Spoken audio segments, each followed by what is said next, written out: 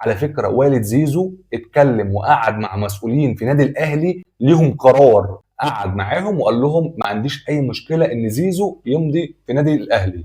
خلينا نتكلم بقى على الورق كده. لو زيزو الاهلي تعاقد معاه دلوقتي في الحاله دي، ولا زيزو هيقدر يلعب لمده 4 شهور، تمام، ولا الاهلي هيستفاد من زيزو لمده 4 شهور؟ حد هيقول لي طب ما ممكن يلعب في افريقيا. لا، زيزو مش هينفع يلعب في افريقيا عشان هو لعب اوريدي مع الزمالك في الكونفدراليه. بسم الله الرحمن الرحيم، والسلام عليكم ورحمه الله وبركاته. حلقه جديده من تايم الاهلي على اليوتيوب، ان شاء الله تكون حلقه مميزه على كل الاهلاويه. ومعانا خبر كده سريعا: امام عاشور سيخضع الاشاعه على كتفه بعد طبعا ما اشتكى في مباراه غزل المحله بالامس. خلال لقاء طبعا غزل المحله، طبيب الاهلي طمن الجهاز الفني على الاصابه. طبعا بعد ما شخصوه كده في الملعب لحد ما يعملوا له اشاعه. فان شاء الله تكون بسيطه يا امام، وان شاء الله ترجع للقمه. وسيبونا في حالنا، سيبونا في حالنا بالله عليكم. سيبونا الواد اللي حيلتنا ده اللي حيلتنا، ده اللي احنا هنلعب بيه قدامكم.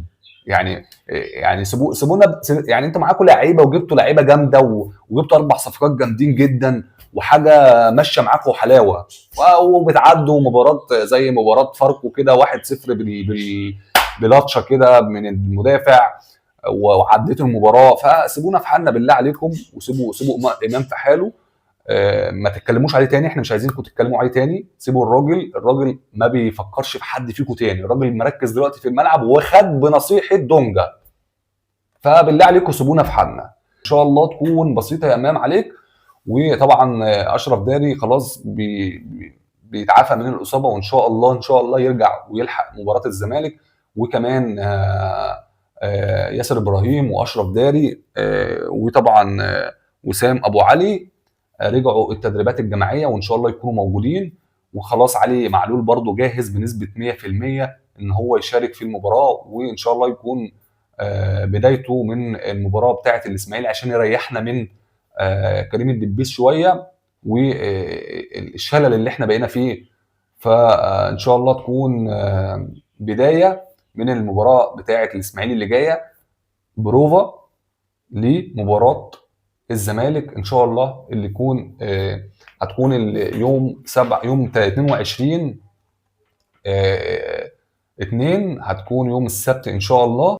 ومعانا خبر تاني برضو عن مصطفى العش. طبعا بعد ما اتطرد امبارح في مباراه غزل المحله، واكدنا ان هو هيتوقف مباراتين ومش هيلحق مباراه الاسماعيلي والزمالك. في اخبار بتقول ان ممكن يلحق مباراه الزمالك. مين بقى اللي قال كده؟ طبعا طه عزت رئيس لجنه المسابقات في تصريحات خاصه. قال ايه بقى؟ قال مصطفى العش سيغيب مباراه واحده فقط للائحه، لان الطرد المباشر الذي حصل عليه جه بسبب منعه هدف ولم يكون بسبب تعمد للاذيه. تمام؟ يعني لو هو متعمد ان هو يأذي اللاعب كان هيقف المباراتين، ولكن طالما اللاعب كان في اشتراك عادي، فدي طبيعي في لعب اشتراك لعب في الكوره عادي، فده يتحسب طرد بوقف مباراه واحده بس. يعني اللاعب هيغيب مباراه الاسماعيلي فقط وهيلعب مباراه الزمالك. دي خبر كويس برضو ان مصطفى العش هيكون موجود. حتى لو اشرف داري رجع وياسر ابراهيم ده رجله في الملعب، يعني الاثنين دول برضو معلش ممكن ما يلحقوش، ممكن يكون برضو الاصابه لسه معاهم، بس هم رجعوا التدريبات الجماعيه، ممكن يلحقوا ممكن ما يلحقوش. بس ده خبر كويس برضو ان العش موجود من مباراه الزمالك. طبعا حوار جهاد اللي احنا قلنا برضو عليه ان هو هيتوقف الماتشين، مش عارفين لسه لحد دلوقتي، ما حدش اتكلم على الموضوع دوت. وطبعا الهدف اللي جابه امام عاشور هدف جامد جدا، انا ما لحقتش اتكلم عليه امبارح معاكم طبعا في الحلقه بتاعت امبارح بالليل.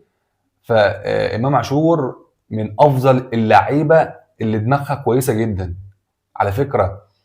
ديت اول حاجه كولر اللي قال لهم اعملوا الفاول ده، اعملوا الطريقه دي، ولكن التنفيذ نفسه من امام عاشور جامد جدا. انا الكره دي بصراحه عشان بس انا بحب اقول الصراحه، الكره دي ما شفتهاش غير من زيزو في الدوري المصري فقط، هو اللي عملها تقريبا في نادي فيوتشر، او تقريبا في بنك الاهلي وابو جبل كان واقف، او كان في فيوتشر واسمه ايه دوت اللي كان واقف جنش، مش فاكر انهي مباراه دي او دي، بس هي مش هتعدي من المباراتين دول. كان فاول برضو من بره، بس زيزو حطه مباشره، كان مطرف قوي عن دي كمان، وراح جاي عامل ايه بقى، عمل ان هو هيرفع وراح جاي حطها من بره الحيطه كده ودخلت، كانت شكلها جامد جدا وكان هدف جامد جدا قوي لزيزو، اللي ان شاء الله هيرتدي قميص نادي الاهلي في الفترات اللي جايه قريب جدا، وهنتكلم برضو عن الموضوع ده. ف امام عاشور عملها بطريقه حلوه، عملها بطريقه اشيك بقى من زيزو، اللي هو ايه، امام حطها لقفشه، وقفشه راح جاي مثبتها له وراح جاي حطها، كل ده ما خدش ثواني وامام راح جاي حاططها في الهدف. فكان هدف من اجمل الاهداف اللي في الدوري حاليا دلوقتي، هدف امام عاشور في غزل المحله. زيزو المفروض ان هو فاضل له 4 شهور، تمام، 4 شهور. خلينا نتكلم بقى على الورق كده، لو زيزو الاهلي تعاقد معاه دلوقتي في الحاله دي، ولا زيزو هيقدر يلعب لمده 4 شهور، تمام، ولا الاهلي هيستفاد من زيزو لمده 4 شهور؟ حد هيقول لي طب ما ممكن يلعب في افريقيا. لا، زيزو مش هينفع يلعب في افريقيا عشان هو لعب اوريدي مع الزمالك في الكونفدراليه، فمش هينفع يلعب معاك البطوله بتاعت بطوله دوري ابطال افريقيا. فلو تعاقدت معاه دلوقتي هتقعده، مش هيعمل اي حاجه غير ان هو هيتدرب. هيبقى لسه في عقده مع الزمالك 4 شهور، والزمالك طبعا في حاله ان انت لو اعلنت ان هو زيزو هيتضم النادي الاهلي هيركنه، هيرميه بره النادي، ومش هيتدرب مع النادي ولا هيلعب معاه حتى ال4 شهور اللي جايين. فالوقت ده احمد ميدو طبعا بعد ما تعين بقى مدير التعاقدات في نادي الزمالك، كان من فتره جامده قبل ما يتعين كان بيقول لزيزو اعتبروه اجنبي، بيقول للزمالك اعتبروا زيزو اجنبي ومضوه زي ما هو عايز، عشان ده خساره لنادي الزمالك لو هو طلع من نادي الزمالك. دلوقتي بقى بيقول ايه، بيقول لزيزو بيجبره ان هو يمضي على 50 مليون، تمام، مش 100، 50 مليون هياخدهم صافي، واحسن لك تمضي في نادي الزمالك عشان خاطر انت هتخسر كتير قوي لو انت مشيت في نادي الزمالك. بص تحس ان هو ايه، بيطبل، اللي هو كان بره النادي كان بيقول عادي مضوه على 100 مليون، جوه النادي هيطبل بقى لحسين لبيب عشان يبقى واجهه بالنسبه له. انا مش عارف ازاي اصلا عينتوه مدير تعاقدات في نادي الزمالك. راجل كان مدرب وراح جاي راجع من المدرب وقال لك انا هلعب، لعب شويه في الجيم، جاله شده في الخلفيه وقال لك خلاص بقى انا هتجه للاعلام، قعد شويه في الاعلام وبعد كده راح جاي قال لك هتجه لمدير التعاقدات. هو يعرف مين هيجيب لكم مين اصلا؟ جاب لكم مين؟ جاب لكم 4 صفقات، 4 صفقات ما نعرفش حد منهم اصلا، غير ان 2 تقريبا تونسيين وواحد مغربي نعرف الدوله بتاعتهم، لكن نعرفهم مين شخصيا ما نعرفهمش مين شخصيا. فطبعا حوار زيزو بقى، فهيقعد ال4 شهور دول، فالاهلي هيجي في اخر شهر هيتكلم مع زيزو. على فكره والد زيزو اتكلم وقعد مع مسؤولين في نادي الاهلي، ليهم قرار بيتكلموا وليهم ان هو يحكمهم في نادي الاهلي. مش هوضح لك اكتر من كده. قعد معاهم وقال لهم ما عنديش اي مشكله ان زيزو يمضي في نادي الاهلي. زيزو هيوافق؟ هو المفروض ان والده الوكيل بتاعه، يعني المفروض ان هو هيوافق، حتى لو هو قال ان انا زملكاوي وبعشق نادي الزمالك ومش شافش منه والكلام ده كله، ولكن والده طالما قال على حاجه، على فكره والده هو اللي قايل 100 مليون دي، فزيزو مش هيكسر كلمه ابوه.